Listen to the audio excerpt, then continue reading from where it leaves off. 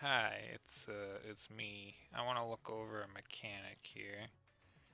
We're gonna use our good old friend MS Paint, and this mechanic is from P2 Savage.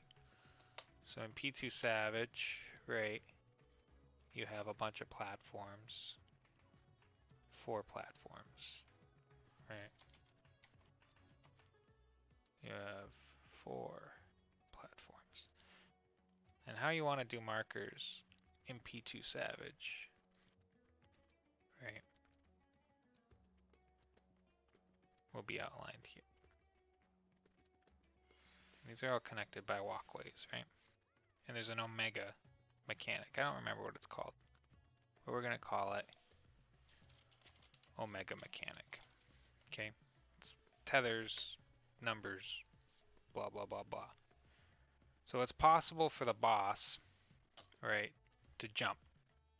The boss is going to jump to one of the platforms and do a knockback, right, without a stack marker. There's just a generic knockback. The first knockback has a stack, but the second knockback doesn't. And let's say he jumps here, right? So we're going to call this C, A, D, B, and then I don't remember the exact number order here. It doesn't really matter as far as I know, but it's something like this, right? 1, 2, 3, 4, something, right? Whatever. So the boss is going to jump to one of these spots, and one of them is a danger zone. Let's pretend it's D. If you step on D, it's all watery, so you just die instantly, right? So you can't go there. And I actually think that the number 1 is here, and I think that's 2 here, but whatever, it doesn't matter. So the boss is gonna jump to C. Well, he could jump to D or A, like whatever, but wherever he jumps, right? We're gonna say boss is here.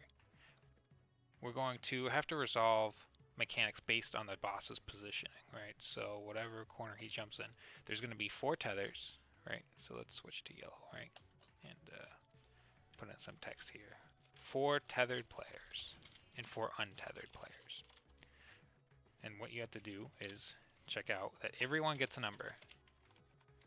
1, 2, 3, 4, and 1, 2, 3, 4. It's just like Omega, if you've done like Omega 12 or you know, Sigmascape, Alphascape, blah blah blah, right? So the O12 Savage has this mechanic where like you have to put odds on one side and evens on one side, and the bosses kind of dash between them, and you have to swap positions. So they'll dash over and hit one guy, and then you swap so that the next dash hits your partner, right, based on your numbers. It's the same thing here. The tethered players are going to split where the even numbers, so 2 and 4, right, are going to reside under the boss, right? Even tethers is what we call them, and we're going to change our text to pink. Under the boss, right? And then odd tethers, gotta go down here, odd tethers. And what these tethers have to do is that kind of bounce mechanic, but they need to be in the corner, right? Right here. Whoops, that's not how you make a circle. Right, so in the circle, boom, right in the corner, and I'll explain why in a minute. And it's going to be the lower number first. So for evens, it's always going to be 2 and 4. So you'll start off with 2, and then player 4 will be in the back. Same thing down here. It's going to be, well, yeah, 1 and 3. Okay. Yeah, that's not a great, but you get the point. And so what's going to happen is the boss is going to dash, hit this guy, and then they're going to swap because he's going to come back later and hit the next guy, right? So that's what you're going to do. Same thing up here, exact same. Okay, that's how you resolve tethers for this mechanic.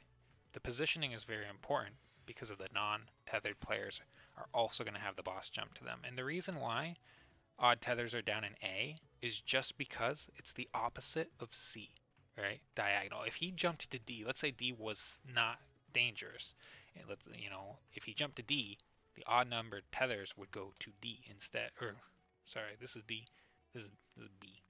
but whatever, you know, like it's just opposites. That's all there is to it. For why the tethers go where they go and why they stand in what order. And so the boss is going to charge and like try to eat your face if you're like a 2.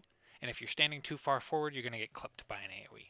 Because the untethered players, let's use green, right?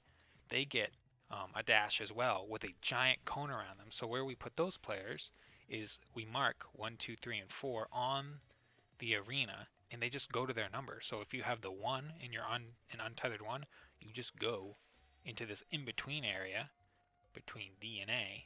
You just chill there. Same with the 2, and the 3, and the 4, right? That's just how you handle it. It's super easy if you're that player. But the boss is going to charge you and do a huge AoE. I'm talking like, wow. This is like the AoE range, right? So you'll see how it would clip players who are not in the right spots, right? So 1, 2, 3, and 4 are on the walkways. In the middle of the walkway, and actually something cool that they can do probably is, since D is dangerous, they could probably side scoot a little bit here. But as long as they're not going to clip this guy down here, right? That's it. That's the mechanic. He's going to jump to everyone, and that's it. If you do it wrong, you don't swap here, you're going to die. Or you're not far enough back, you're going to get clipped and die. Or, you know, if you have the lower number first, you're going to die. Like, there's just a whole lot of you're going to die going on. There's debuffs that go out when people get collided. It's all very whatever, but the way you resolve it is by putting people in the corners who are tethered, and you can't step in the water. If you step in the water, you get a dot. So if you are running your way up here, whoops, I stepped in the water, and then I came up here, you're going to die to the damage, even though you do the mechanic right. So you can't do that either. Unless you're a paladin or something where you can like clemency yourself up while you're just sitting there out of range. And the boss goes immune here, you can't attack him, so it's important that you just focus on the mechanic. I mean, you can attack the boss, but I'm pretty sure it does no damage, right? So people doing their rotation, not doing any damage, also trying to do the mechanic. Just do the mechanic. Just do the mechanic. You'll be fine. But yeah, that's P2S, the Omega mechanic. I don't remember what it's called.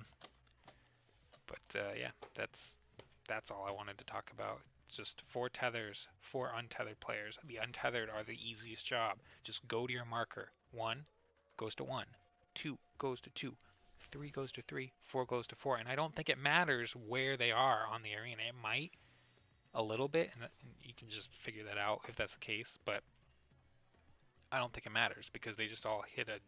I mean, they might need to be opposite, like even, odd, maybe, for the way the dashes work, so that it greatens the length of distance, you know, all the way across. This is getting becoming a very messy drop. But the point stands, like, you'll get it, and these are going to be very popular markers for this fight, so getting them won't be very difficult. Cool. Alright, well, good luck clearing P2S. It's probably people's least favorite fight. I think it's pretty cool, but I think it's also a little bit boring, at least from a tank player's perspective. So that's just me. But yeah, cool. Alright. Bye.